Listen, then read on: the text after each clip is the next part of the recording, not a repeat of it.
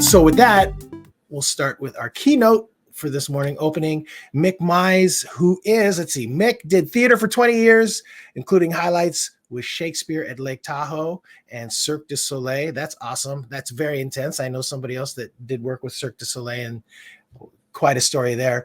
Worked in tech for 7 years, and then for global tech, for the Global Tech Bootcamp General Assembly as an L&D pro and coach. And now Mick runs his own show as a coach, trainer, and speaker. And we're excited to have Mick here today to inspire us and to lead us starting this event. So with that, Mick, I'm going to go and hide myself from the screen and let you take over. Thank you so much. Hey, everybody. Great to see you. Thank you, Luis, and thank you, Abby, for inviting me. This is entirely because of my network. This is because of Abby. We both used to work together, and I reached out to say hello recently, and she told me what she was working on, and here we are. So networking. This is my first time doing this. I have been on stage for years. I performed in front of 1,500 people. I performed in front of 3,000 people, but I have never given a talk for an hour that I have developed myself. And I've never done it virtually. I've never done it on the AirMeet platform, and I've never done it with this organization. I'm really excited. I'm a little scared. I really am grateful you're here. And I want to invite you today to, if you're anything like me, you have some ways of being in remote calls. If you're anything like me, you have a lot of learning opportunities that you're excited about, and you have some classes that you're taking online, or you have some courses that you're watching, some material, some content. And if you're anything like me, you get up and stretch, you walk around, sometimes you do chores, sometimes you find yourself in another browser tab, and so on. And what I want to invite you today to do is to not do that, is to pay attention. Not because I think that what I'm saying is so important, or I think I'm so special, but because I think if you pay attention and you have the engagement with this and the level of creativity and the connection to this, I think really remarkable things are possible for you. And so I want to invite you to listen the way you would if the person you admire the most, one of the most admired people you have in your life. Who is that? Maybe it's a podcast host. Maybe it's a super rich person. Maybe it's a celebrity. Maybe it's Beyonce. I mean, let's be honest. For most of us, it's Beyonce. Imagine that person is inviting you over and is saying, hey, listen, I'm going to tell you some stuff about how I've done this and about some of the mindset pieces that have really made a difference for me, but I'm only going to say it once. Are you ready? The way you listen to them saying that is very different than the way you listen to your normal talk. And so I invite you to put away your browser tabs, put your phone down on vibrate, and listen for the ideas. Don't listen to me, right? I don't care. This isn't about me. This is about some stuff that I've learned and some stuff that I've seen and some stuff that has lit me up and the people that I've worked with. And I think if you give it respect and attention, that it has the potential to do that for you as well. So that's my first invitation. So welcome. I'd also love to start with just a brief reflection that ties into everything else. And so I'll invite you to close your eyes for a second. Now, I'm from California, and so we have to do these kinds of visualizations. We have to close our eyes and meditate. So go ahead and close your eyes for a second and just remember where you came from. In the most literal sense possible, you started as 2 cells inside of your mother.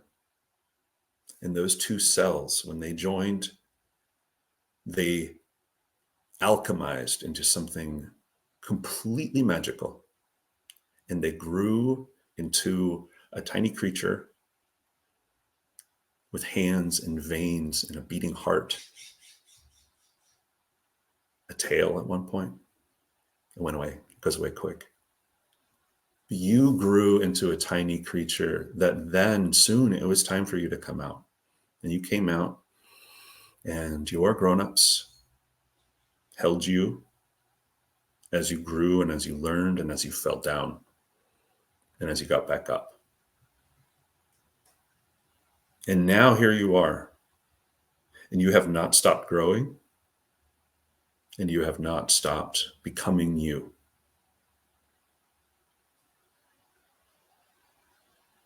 That's been in you this entire time. That's a part of you. That is what you are. That is what we are, is we are growth. Magical, magical growth. So from that place, go ahead, open your eyes, say a little prayer. Welcome. So I have good news. The good news, this is very strange for me. I, grew up in theater, and I could see everybody. I could feel the energy of the room. I could check in with individuals, and I could feel that. So I can't. So I'm just going to trust that we're sharing something here. I know we are. I have good news, and the good news is that there is no secret to a successful job search. That's great news. That means that there's no one thing that you should be like tracking down and trying to uncover, to pursue. Okay, there's nothing you're missing. Okay. I was a career coach, like Louise said, for an international organization. I worked with more than 400 people over the course of my 4+ years with them. And a lot of them were career changers, and a lot of them were coming into, we were in tech. We were in software engineering and data and UI, UX design. If you don't know what those things are, that's fine. Tech stuff. But a lot of these people were coming into this from no career, from never having had a something that they were actually pursuing and developing in. They'd been a Target, right? They'd been a Baskin Robbins. They'd been security guards. A lot of people were coming in from, interesting other things. They were coming in from L&D. They were coming in from being teachers and so on. But a lot of them felt like there was some sort of key or some sort of secret that they had to unlock.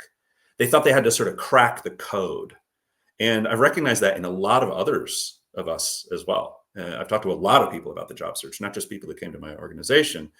But a lot of us feel like if we just sort of figure out, like we get our resume in just the right shape, and we share just the right things on LinkedIn, and we have just the right content strategy, that we're going to unlock something. We're going to be admitted. That's what it's about at the end.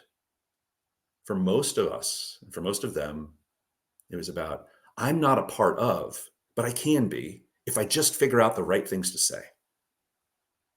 Right? If I just get into some Gandalf level spells and I figure out the right arcane incantations, I will be admitted. I will be permitted entry, and I will have cracked the code.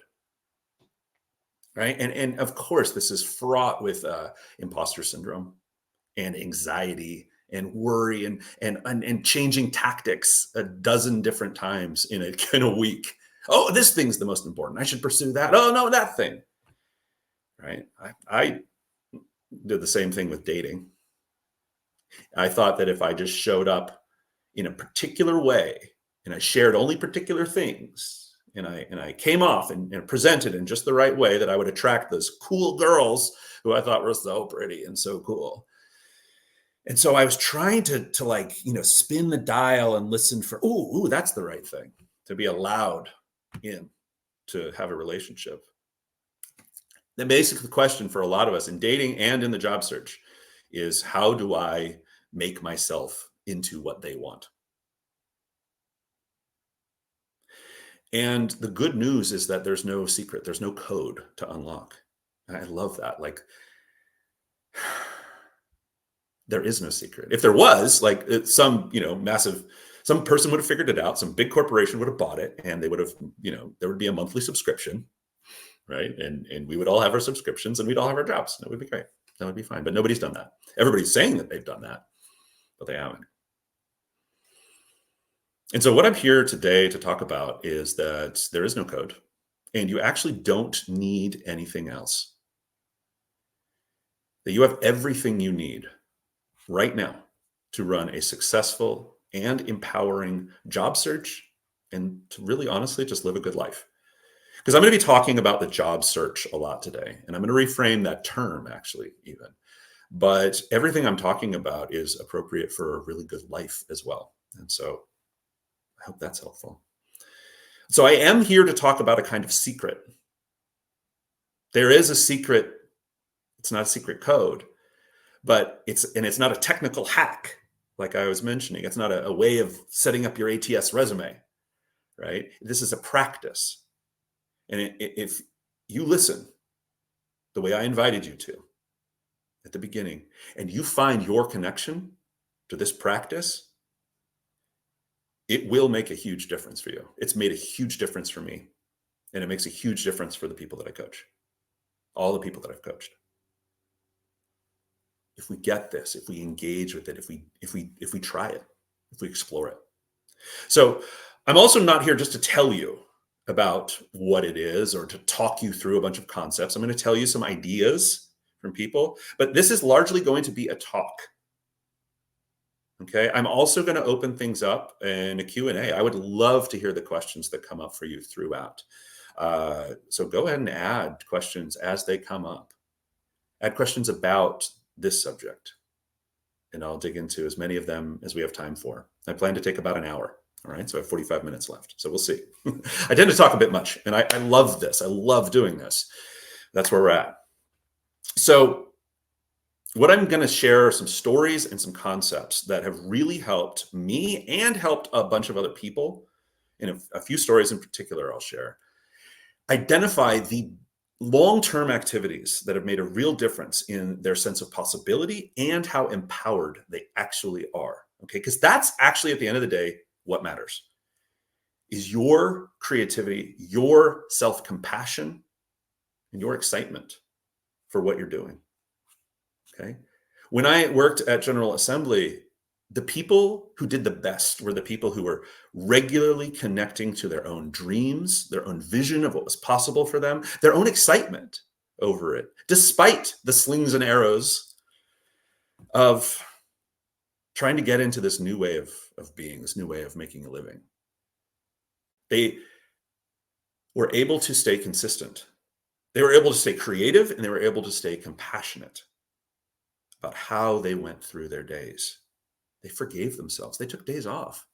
They did not grind, but they stayed in the game. It changed how they were being. They were the ones who were practicing and evincing growth mindset. Now, growth mindset. That's the last time I'm going to mention it today, I promise.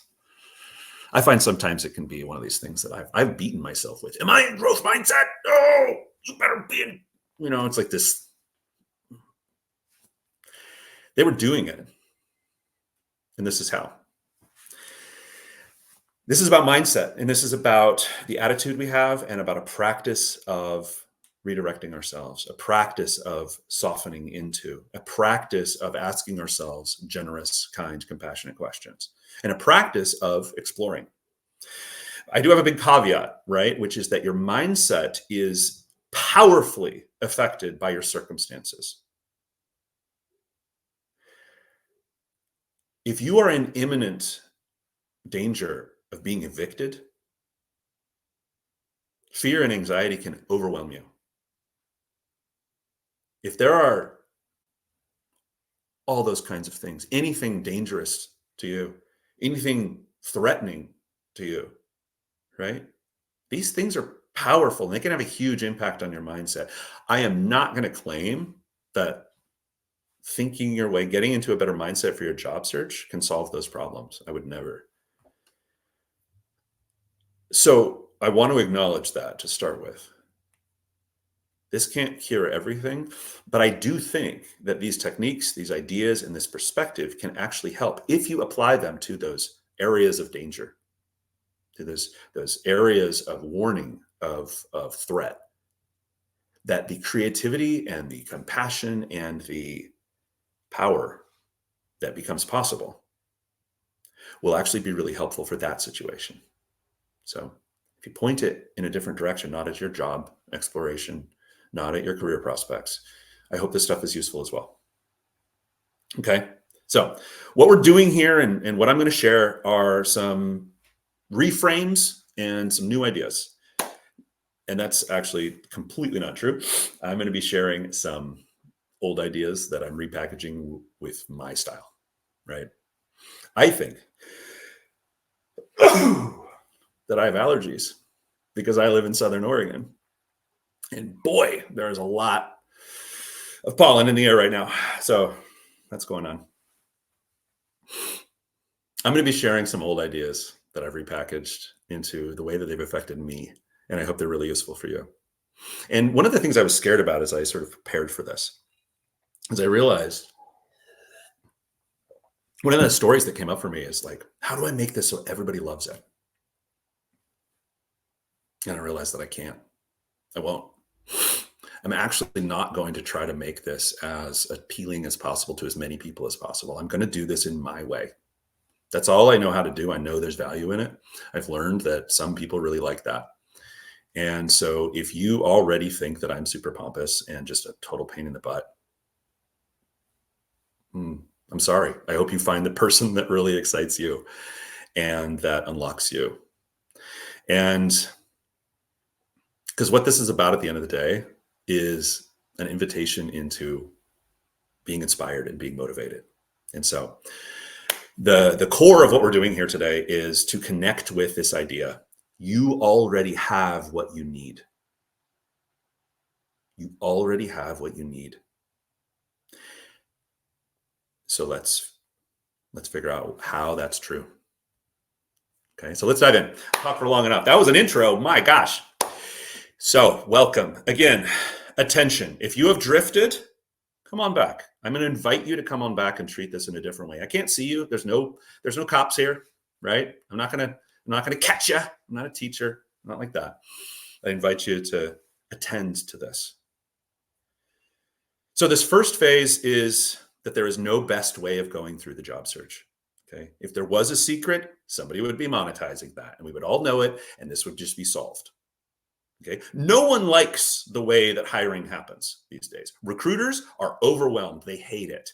Okay. We're still using a system that was designed, I don't know, that got figured out 50, 70 years ago. Send in a resume, send in a cover letter. Let's bring them in for an interview. Let's evaluate.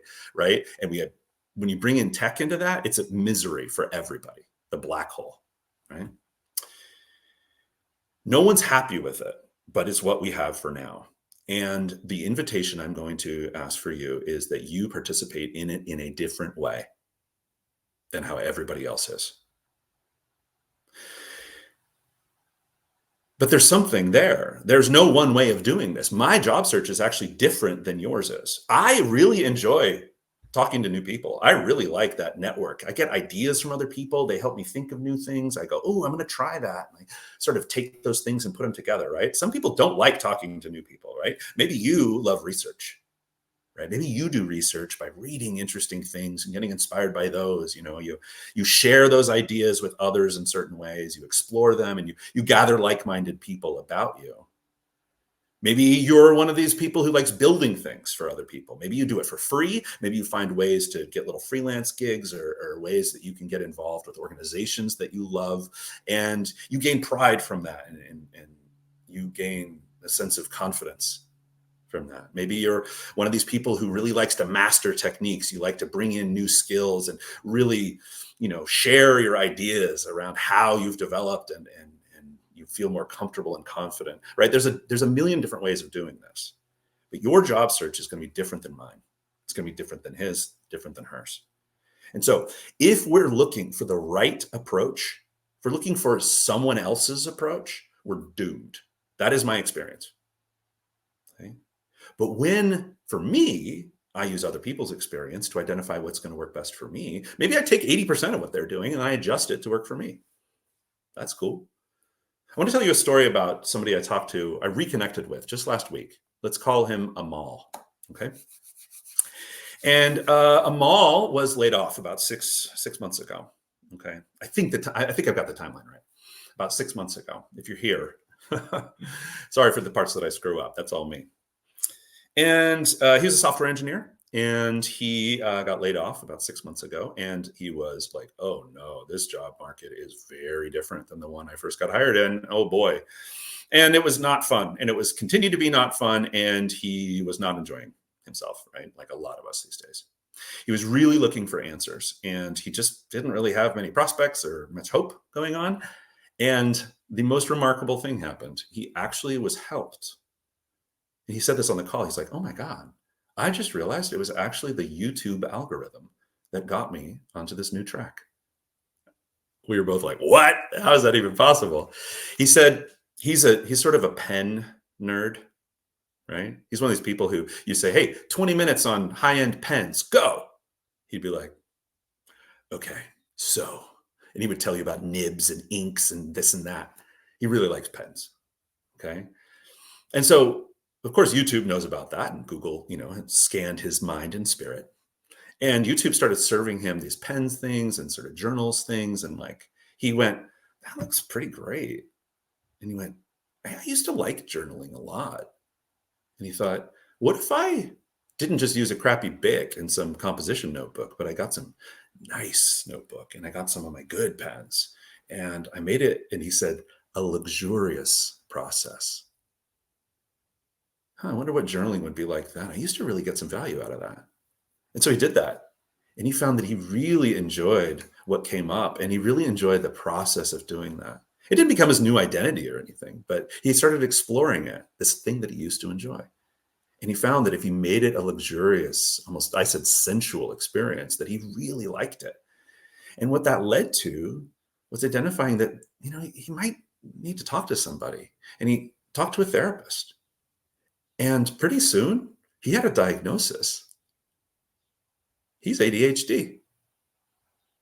This person helped him understand that the way his brain works actually is a little different.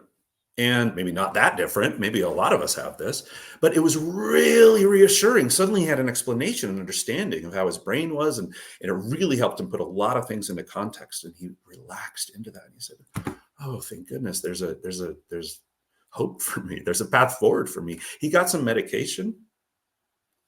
Everything changed. The journaling helped. The journaling was part of the path. The therapy helped. The medication, the diagnosis, that helped.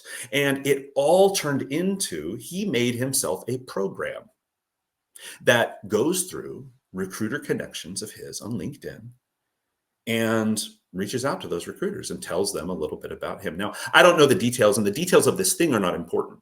The thing I don't want you to take from this story is that you should do this thing and that will help you into a new mindset.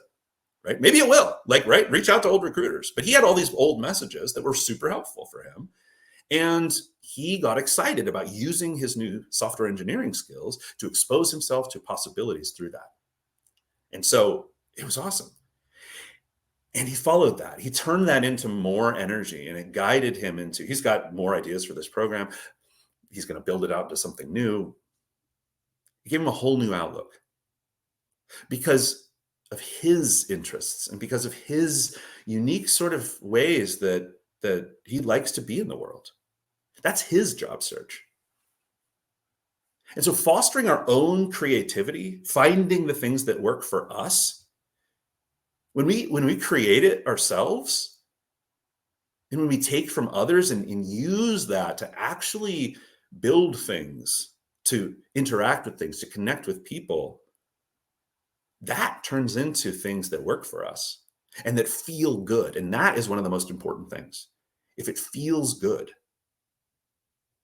it's super valuable. The people that I saw get jobs either had amazing backgrounds with very particular sets of skills that made them appropriate for certain industries or certain companies, or they were the people who stayed engaged and excited, who developed their skills, and who stayed in enjoyment in whatever way that looked, in whatever small way, big way, whatever, because it gave them the consistency to continue.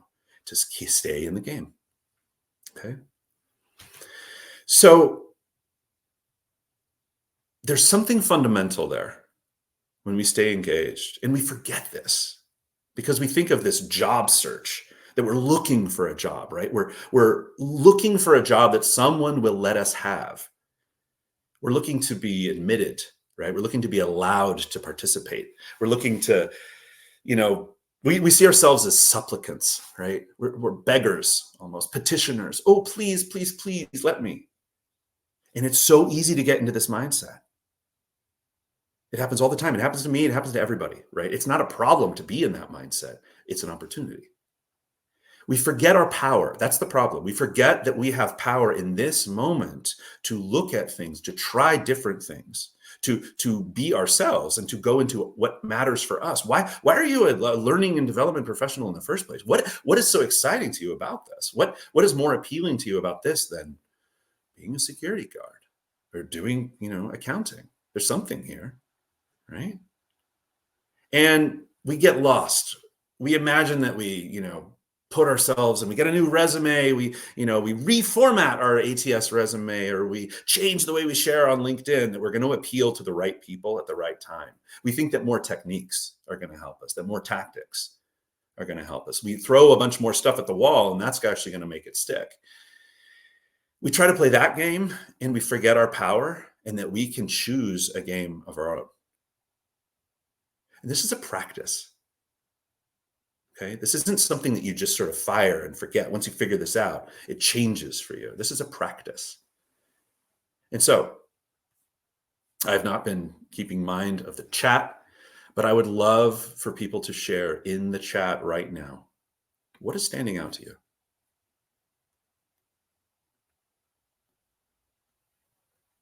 What is standing out to you? What are you getting from this so far?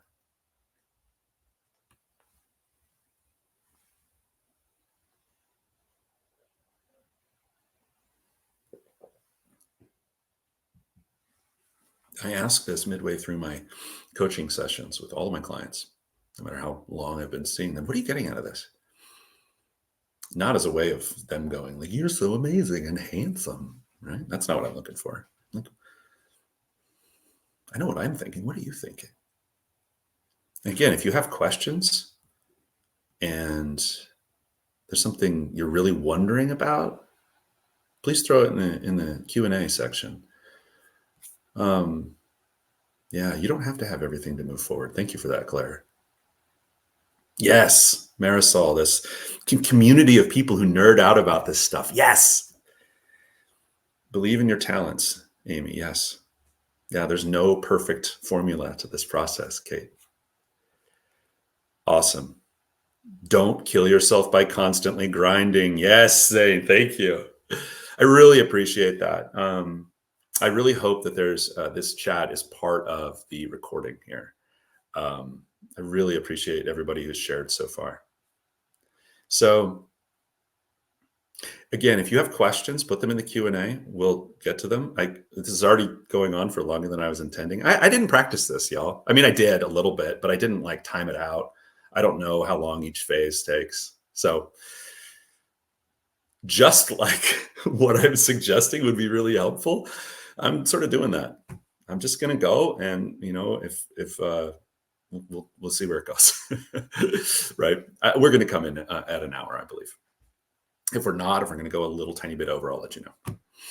So where does that leave us, right? Okay, so if I do my own job search, if I do my own thing, if I connect to my values, to my creativity and excitement, if I adopt a practice that helps me stay creative, if I allow myself to have all of the answers, to have everything I need, my creativity, my commitment, my excitement, my passions, my tenderness, my vulnerability, my fears, of course, the ways I break down and I need to be rebuilt. If I allow myself to have that stuff, what if we're not trying to please the others? What if we're not on our knees asking for a job? I want to offer a reframe that I found just so helpful. And I've been coaching with someone about this just recently. I'll tell you that story. And so this is phase 2, and I'm thinking of this as dancers. dancing. What if, instead of being on our knees, what if we are professionals? What if we have a lot to offer to the right organization, right? The organization that wants our skills, that needs our skills. One of the things that's helped me so much as I've built my own coaching practice is understanding that my background in tech, my background in education, my background in theater have given me skills and abilities that are really useful to some people. And part of my job is just to stay in action, trying to help people. And I'm going to eventually find the people that really value the way I do things.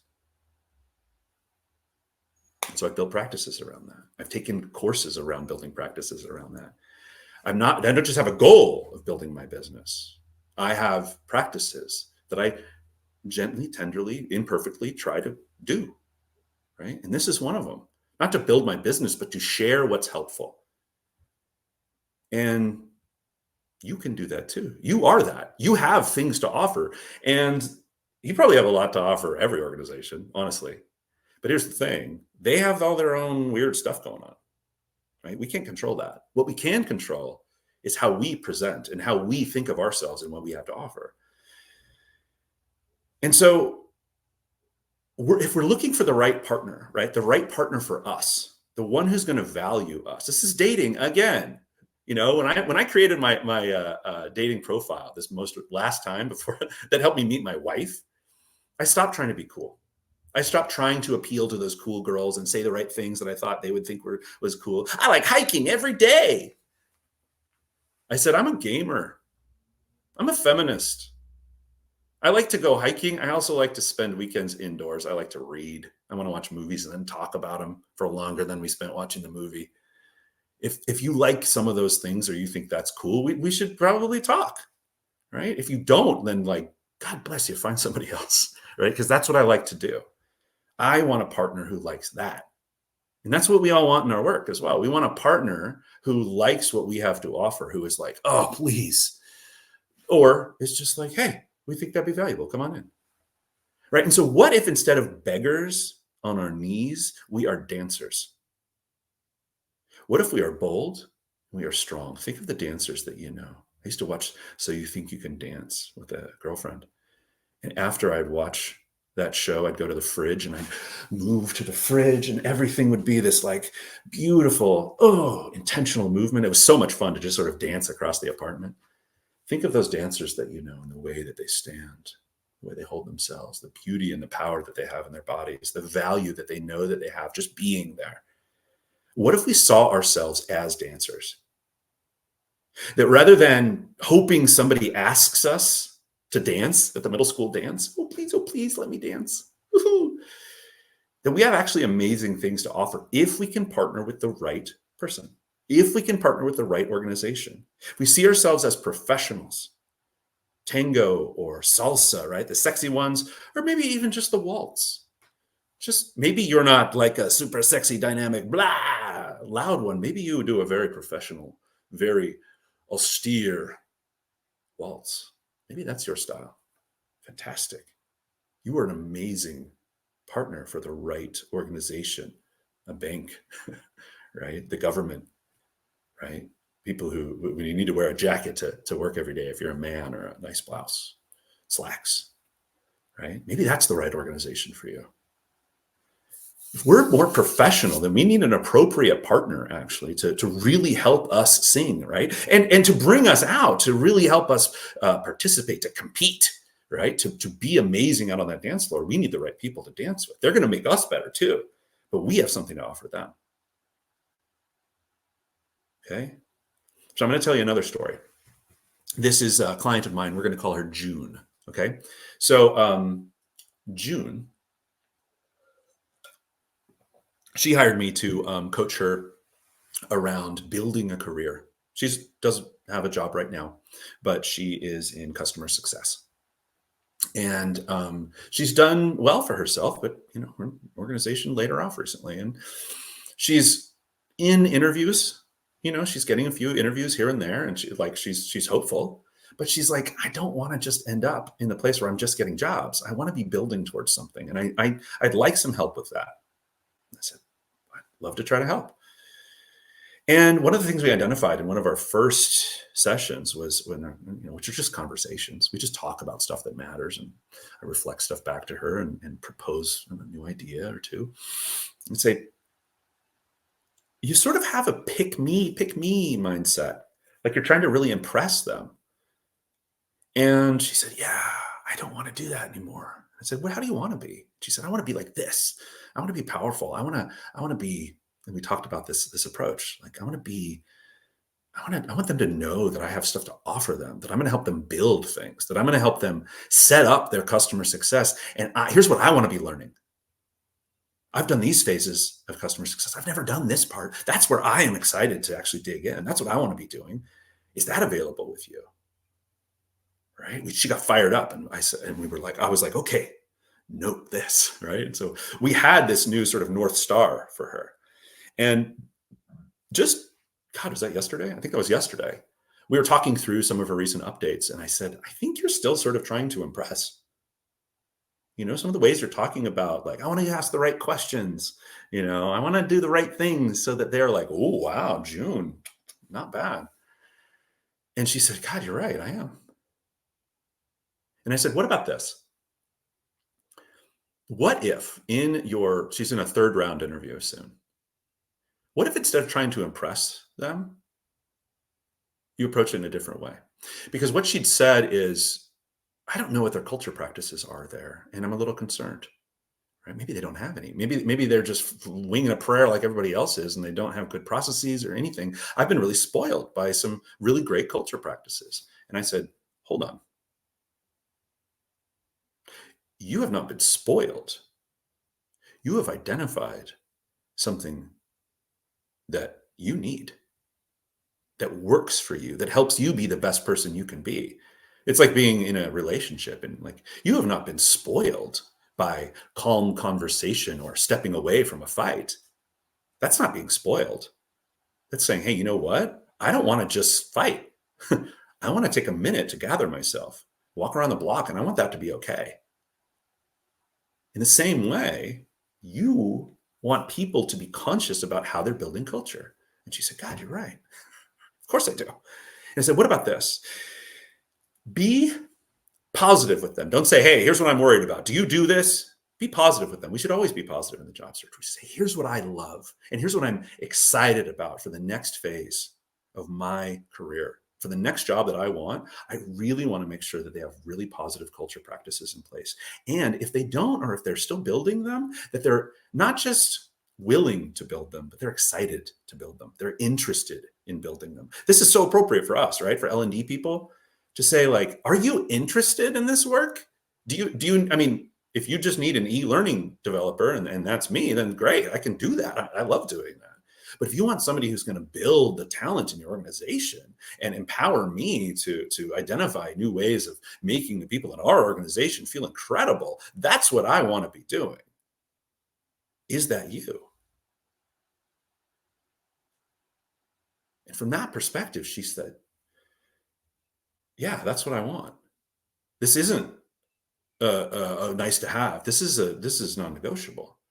I need to be in an environment where that's true. The fears came up, and we talked through those. And I'm worried that this sounds like an advertisement for coaching. That's not the point of this. But the thing that we do, the thing that's so helpful and what we all need is to be in trust with ourselves and to go, you know what? That's not a nice to have. That's a requirement. And what I need, and what all of my clients need, and what all of my friends need, and what everybody I ever have known needs is people who remind us of being our best selves. Things that remind us. Right? And if we take this, and we even change the language a little bit, this is the reframe I was mentioning earlier. If we change it to being, what do I believe in? What matters to me? And what do I want to contribute? How do I want to participate? What do I want to build? How can I build that right now? Who do I want to be in collaboration with? How can I collaborate with them right now? Are there people around me that I can collaborate with? I don't need permission from anybody to do this stuff. I can build a program for an organization that matters to me right now. Or I can research this without anybody giving me right? I don't need permission. Isn't that, let's think about it as, instead of a job search, let's think of it as a job exploration. This is a reframe, just like dancers. Being dancers is a reframe, right? The exploration that we do. For me, I've always loved safaris. I've always loved Indiana Jones. My daughter is named Indiana, okay? I love Indiana Jones. I have his poster around here somewhere. I've always loved that sort of jungle explorer thing. So explorer really works for me. If explorer isn't it for you, what else? What is? What gives you a sense of possibility? What frees you up? What's liberating? What's exciting? You can go ahead and add it in the chat. You can think about it for just a second.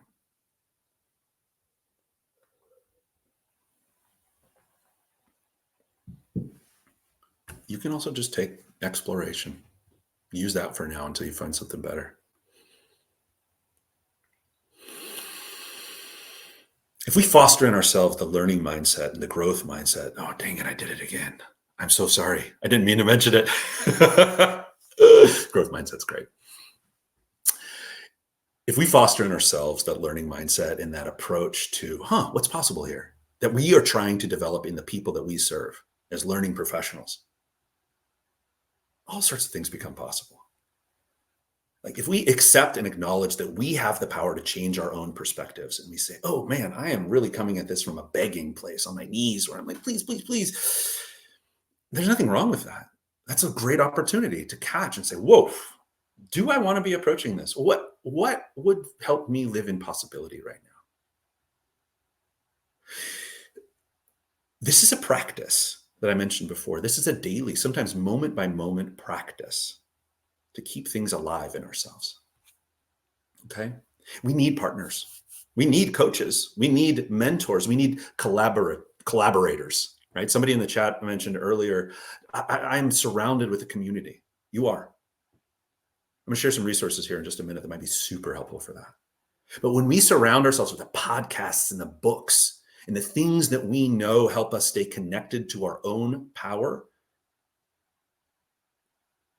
it's a lot harder to slip into the way the culture says, buy this thing, figure this out. As soon as you get bright white teeth, you'll be super dateable, right? Or at least you won't be such a horrible, that you are right now, right? You'll have a better chance, right? Fix up that ATS resume. Share like this on LinkedIn. No. Is that exciting? Does that help feel you full of possibility? Fantastic. Explore it. Go nuts. Have fun. Who and what helps you stay in possibility? I'm going to invite you to share in the chat in just a second, but I do want to make a caveat, or I do want to invite you also to a new idea, which is something a friend Amal that I mentioned earlier shared as well, which is this idea of the chosen family. And I want to say that part of the work that I have done and part of the work that I see everybody doing who's doing this work is the people that are in their lives who are not supportive, who are not helping them live from a place of possibility, who are not giving them big hugs and holding them while they cry and saying, it's okay to be here right now. The people who aren't doing that for you, they don't need much energy from you. Now, maybe you need to maintain connections with them for XYZ reason. But the opportunity here is to source and seek and find the people that help you feel held. Okay. So I can't believe how getting close to time. And I have I think it's probably about a 10-minute wrap up. I have a whole other section I was going to get into, but we're not going to even get to it. That's fine. But I'm going to invite you in the chat right now. What is your draft idea? If you're a professional, if you're a dancer, okay, if you are somebody who has value to offer, and you know that, what's your draft idea for how you're going to keep that alive in you? Who are the people? What are the books? What are the podcasts? What are the resources? What are the services? What are the mentors who are going to help you stay connected to that idea? Take some notes. You can share in the chat if you haven't already. Who do you think are going to be some of the people? You don't need to share names, just some ideas would be lovely.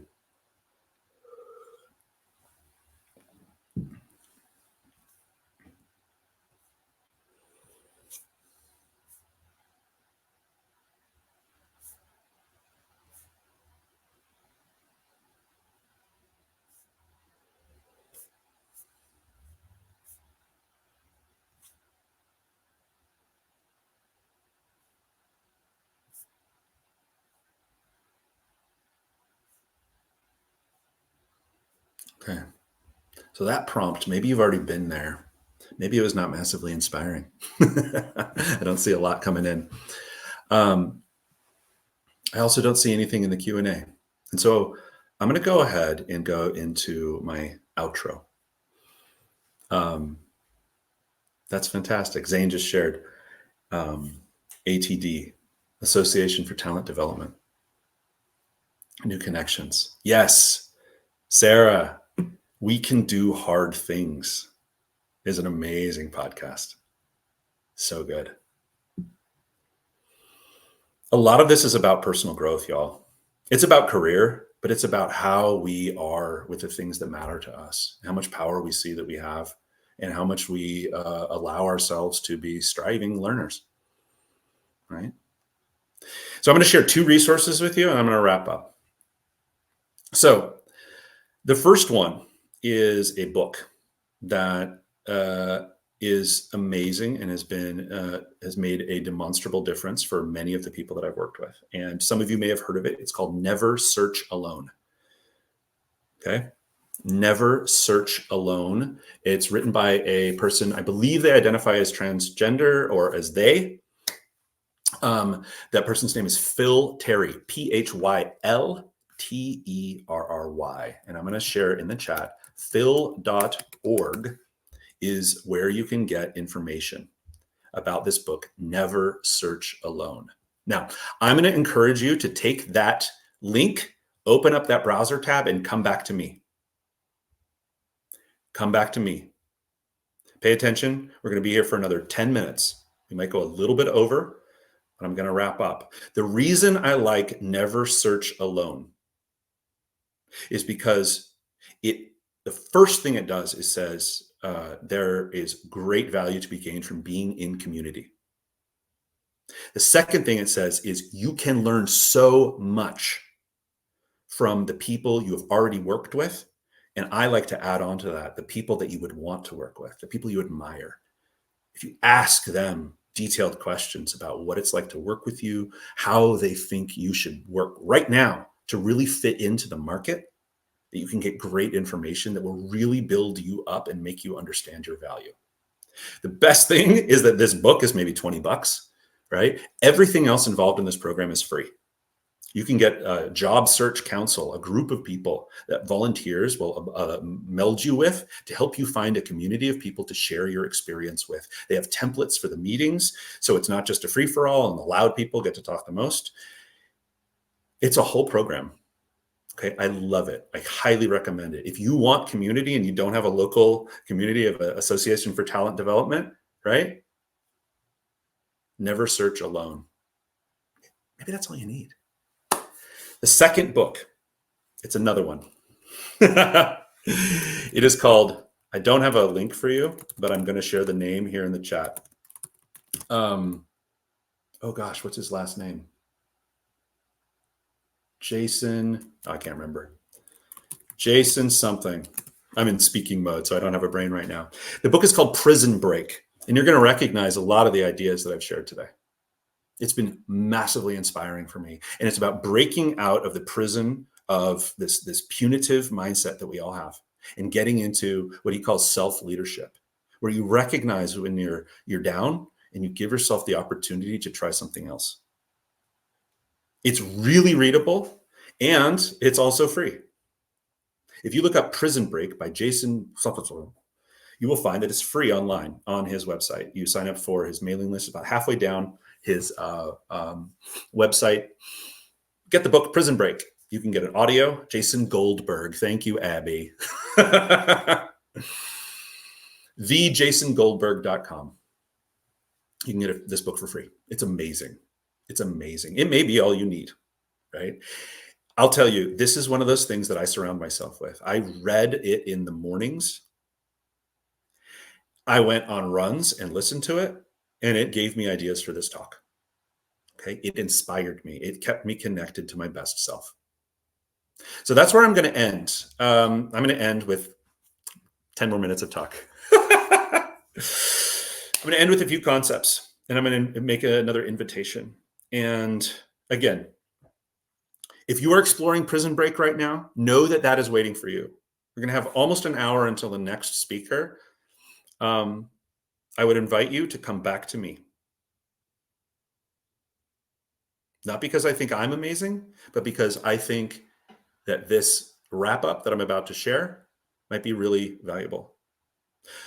I also want to let you all know, this is the part where I pitch myself.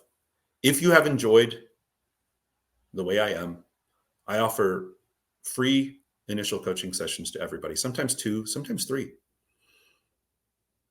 We can coach, which is basically just a conversation about something that's important to you. Okay. My email is coachmick@pm.me. coachmick@pm.me. If you would like to talk about the stuff that you're facing and really get into some detail and get some reflections, I would love to help. It would be free, right? If we end up really loving it and we want to continue, we can talk about what that looks like.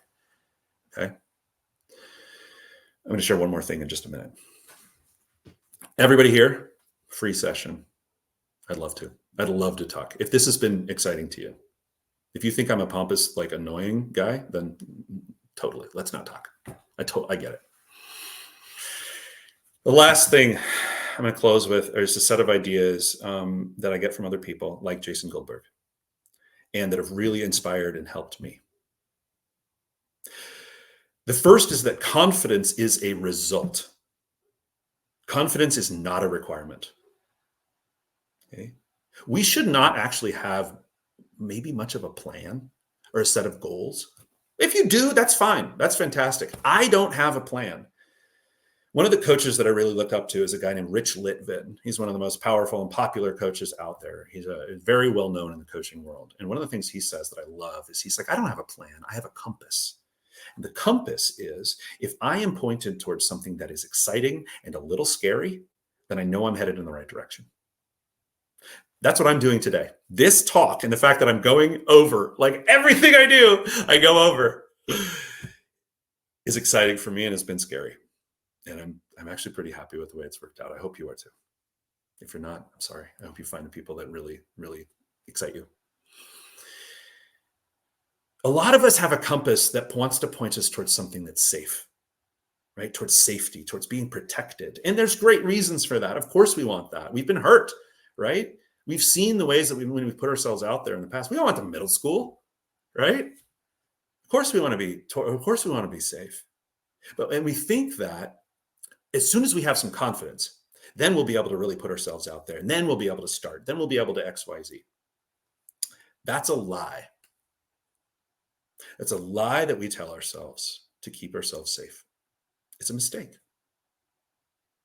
It's not your fault, but it is your responsibility to engage with that in a different way. We can live beautifully in every single moment. That is the point of this talk. We have the choice in every moment to operate from a place of possibility instead of the other one. To take that fearful person that shows up, and that I was coaching with my client, June. You know, we said, hey, here's a way that you can go into your 3rd round interview and you can tell them what you want in your next job. And she said, God, that's scary. And I said, yeah, why? What's scary? And we dig into it. And she went, it's scary because I'm not used to it, but it's the right thing to do. So when those fearful parts of you show up, you can just turn to them. And after you, of course, climb on that train for a while, right? When you realize that you've been in a place of fear, you can turn to that fearful person and say, oh my gosh, you're just trying to protect me. Thank you. Right? And then we're going to seek out the ones who aren't afraid inside of us, the ones in the books and the podcasts, the coaches. We're going to seek out the other people in the Never Search Alone job search councils who aren't afraid and who encourage us and who give us actual big hugs. Because that's what's available to us right now. We have the ability to live a beautiful life in every moment. And what am I choosing to remind myself of that? Who am I surrounding myself with? What am I reading? What am I meditating on? How do I reconnect to that idea? We're going to go a little bit over. If you need to go, no harm, no foul. Some of you are really powerfully connecting to this idea right now. You're like, wow, this is fantastic. I do have so much power. I do have so much ability. Some of you are powerfully inspired at this moment. And if you're anything like me, it will pass. The fire will dampen down, right? Of course it will. I've never been able to stay in this state for long, and I tried. I drank a lot of beer trying to stay in just the right spot for so long. But that's not how we're built. And so one of the things I want to invite you to do is, after we wrap up today, go to the bathroom, get yourself a drink, right? Get a snack, check in at work, do what you have to do. But come back and think and write. Who are the people? Who are the communities? What are the things that help me stay connected to my best self? What do I want to bring into my life? That's the opportunity that's in front of you. And if you fall out of that place, it doesn't mean anything's wrong. And what I'm inviting you to consider is that those people and those reminders and those things that help us powerfully connect to our power, that those things are requirements. We need those. Everybody needs those. And so needing them is not a fault or a failure. It's a fact. It's a feature. It's not a bug, as the software engineers say. And what I'm going to invite you to do is to give yourself compassion when you find yourself in fear and in anxiety and on your knees begging for a job. And it's not your fault that you end up in that place, but it is your responsibility to deal with being in that place. I love that idea. You know, it's not my fault that I got fired. It's not my fault that that person treated me like crap in traffic or that I got dumped, right? But it is my responsibility to deal with where I'm left. I was coaching a friend recently, and he said, you know, that responsibility language is sort of harsh for me. It doesn't really work. And I said, well, sorry, what would work? What does feel better? And he explored that for a minute, and he said, you know, opportunity. I really like the idea of that being an opportunity, not a responsibility. Okay, awesome. Change it. That's your job exploration, right? It's not your fault that this job market is the way it is, or that your skills are the way they are, or that your confidence has a habit of going down. And then it's easy to forget how powerful you are. But there's an opportunity there. And so the last thing I'm going to say, I promise, is this.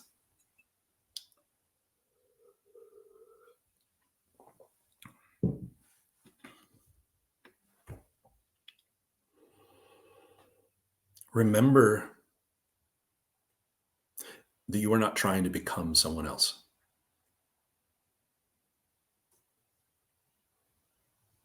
That there's nothing wrong with you. That the prisoner mindset says, I need to be corrected. I need to be fixed. He goes into this in detail in the Prison Break book. I love it. You're not a prisoner. You don't have to be. A lot of us are by default. The culture, our parents, whatever, it's in there. And we end up in a place where we say, I need to be corrected. I need to be fixed. And then I'll be ready. Then I'll be capable. Then I'll be able. Then I'll have confidence. If I just fix all this, right? If I fix my teeth, then I'll be dateable. The opportunity that's in front of us is actually to tenderly and compassionately love ourselves exactly where we are, to incubate ourselves like tiny, helpless babies who don't know what they're doing, to tenderly attend to our mindset the way that we would attend to our learners who are trying to help, to treat ourselves with the same generosity and compassion that we treat our kids on our better days. Okay? You're not going to become someone else. You are currently on the path. And maybe you're going to need to cry and connect with some others. Maybe you're going to need to journal, right? Turn it into a ritual, a sensual ritual. But a technique that you can use that I use in coaching just about every day is available to you. And I want to share it with you now, and then I'm going to wrap up. Then I'm going to be done. And the technique is this. You say, okay, and I want you to consider this right now. Imagine it's a year from now, and things are going really well. Things are different in your head. Maybe your circumstances are different. Maybe you have an amazing job that you love. Or maybe you are just feeling so good about yourself and about the way you are in the world. Imagine that for a moment. What's happening around you? Just think it through.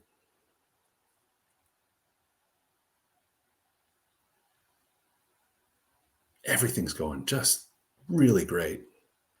And what, if you look back and you say, things really started to change as soon as I changed X. What's the one thing that you think needs to change for you to be in that place a year from now?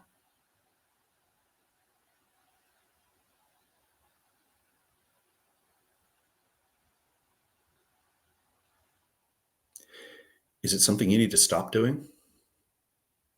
Something you need to start doing? Or something you're already doing that you can adjust or turn up the volume on?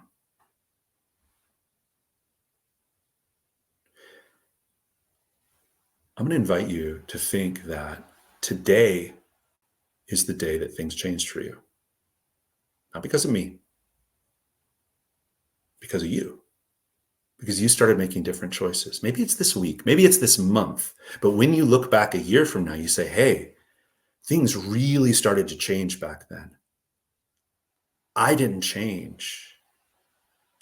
I was just as brilliant as I've always been, but I started doing different things. I started being in different ways, and that made all the difference. And I'm going to invite you to acknowledge that when you look back on this time, the one thing that you will understand is that you have already been in the process to get to this point where things really started to change, and that this just helped that process along. And that you say, wow, I did not know this was where I was going. Maybe, right? It's probably not going to look exactly like what you think. But this is incredible. And I am so proud of myself.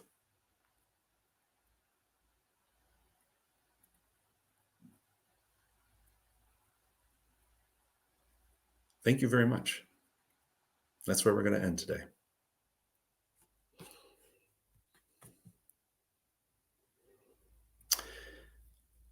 I will say one last thing, and then I will kick it over to Luis. I actually meant to incorporate this sooner, but if this was inspiring to you and you want to be a part of this more, I am starting a group coaching program. You can email me to express your interest. Again, I'll share my email in the chat. It is Coach Mick at pm.me. And if you are interested in being on the list, I'm developing this program. It's about mindset. It's about maintaining mindset. It's about being surrounded by people and adopting the practices that help us change, that help us live into the place of possibility and opportunity, and to basically keep this going. If you want to be a part of that, if you want to just learn more about it, send me an email. I love that. I'll put you on the list, and we'll take it from there. And we'll say, that was not the point of this talk. The point of this talk is to inspire you. And if this talk is what you need, fantastic. Thank you. All right. Please. Thanks, Mick. Appreciate the great stuff. I do have one question for you. This one's from Sarah. Any thoughts about how to find the people and places where we would be a good fit? It's hard to search LinkedIn for qualities and values instead of concrete stuff like role, title, and salary. Absolutely. Yeah. Culture is actually pretty tricky. One of those things, there's a couple places that this is some technique stuff that I'll share a few techniques first, and then I'll share a practice. First techniques are best of lists. There might be best places to work in Austin, Texas, best places to work in Colorado, best places to work in the United States, right? There's best of lists all over the place and for many of the major metros. There's also a US-based service, so apologies to anybody who's not in the US, but it's called builtin.com, built-in.com. And Built-in has a whole bunch of different companies. They're all largely, I think they're all tech companies or tech-related companies, but they have, you can filter by cultural practices, including like DEIB practices. It's awesome. You can filter by perks. And so those are two good ways. It's in addition to Glassdoor and the other ways of sort of reading rankings and people's experiences of being at places to inspire you. So those are a couple techniques. I guess it's another technique, but the other thing that I've always gotten the best information out of and the best understanding of how I could take advantage of it is from other people. And so I'd really encourage you to reach out to the people that you already know and ask them this question. What are amazing places to work? Why did you love it? Who have you heard talking about like an awesome place? And I'd love, think about smaller places. Just the more I've gotten into this with people that I know, the more ideas I've gotten and the more other people, I've gotten to talk to. So that's my other suggestion. Happy to talk about this more. Of course, please email me if you want to dig in. Excellent. Yeah. No, that's great. Great answer. Let's see here. I'm going to take a look. Oh, let's see. I saw Don just posted something. Oh, LinkedIn profiles. There we go. Yeah. Blah, blah, blah.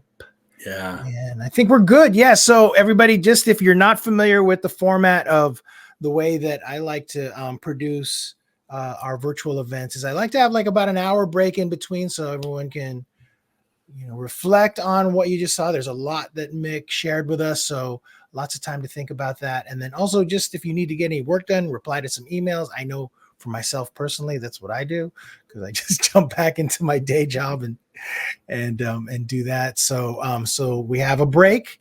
Next session is Alan Natachu, who has been a great friend to TLDC for years now. He's got his like job search toolkit that he's going to share, and he's fantastic. Just lots of practical stuff that he will discuss. And I know since I've known him, he's gone through a couple different positions as a high-level instructional designer. So I'm sure he'll have some great stuff to share with you. And yeah, with that, we have 2 more sessions after Alan. So hopefully we'll see everybody there. Mick, thanks again. Thanks for your time. And absolutely. And everybody will see you in the next one. Oh, in the lounge, there are tables over there. If anybody wants to get together, sit at a table and virtually meet. I didn't put enough emphasis on that. My bad. But, we have later today a resume and portfolio review session. There are some of our senior community members available to meet, to look at anybody's resume or portfolio like on one-on-one basis. But send me a message if you want to do that, and I can connect you. And those tables are open for that. All right, Mick. Question for you, actually, Luis. Is Sure. the chat saved as part of this recording? Can we get this? It is? Yeah, yeah. And it's actually a setting that I have to set. So that's why I know that it is. And I had to set it for this one. So when you watch the recording, and everybody, the recording will be immediately available after we close this out. Well, give it a minute or so. It kind of has to format, but then it'll be available and you should be able to see the chat and stuff in there. Yeah. If I always miss this on Zoom, but if there's stuff in the chat that you want or that you realize, sometimes just copy the whole dang thing, stick it in a text doc, and then you have access to, oh my gosh, that person's LinkedIn or whatever. Yeah. And I do get, I can download the chat content. So if you want that, I can share that with you too. So Awesome. anyway, yeah. Thanks so much, boys. All right, everyone. We'll see you in the next one. Thank you so much, Mick, and closing the session now. Bye.